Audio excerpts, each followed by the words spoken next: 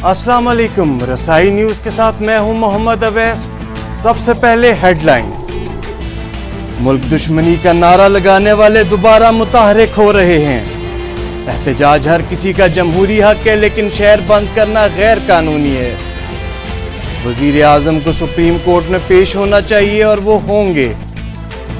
इमरान खान को सियासत और नवाज शरीफ को हुकूमत करनी नहीं आती। ऑपोजिशन लीडर खुर्शीद शाह की सक्खर में मीडिया से गुफ्तगू।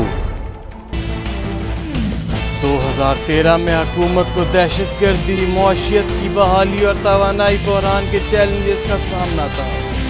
कंटेनर्स पर चढ़ने वालों को मुल्क की तरक्की हजम नहीं हुई।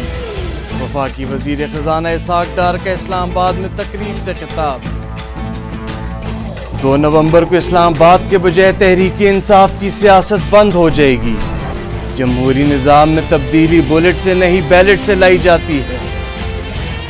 पनामा लीक्स के हवाले से हर सवाल का जवाब देने को तैयार हैं।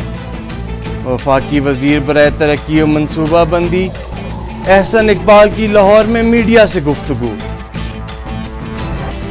रेंजर्स ने हसन जफर समेत MQM लंदन के दीगर रहनुमाओं को प्रेस कॉन्फ्रेंस करने से कबल ही हिरासत में ले लिया।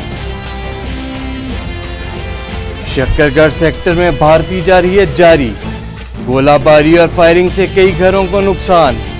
फायरिंग और गोलाबारी के बावजूद देहातियों का घर बार छोड़ने से इनकार। रेंजर्स ने हसन जफर समेत MQM लंदन के दीगर रहनुमाओं को प्रेस कॉन्फ्रेंस करने से कबल ही हिरासत में ले लिया। अफगान तालिबान का कोई वक्त पाकिस्तान नहीं आया। मुशीर खारजा सरताज अजीज की तरदीद।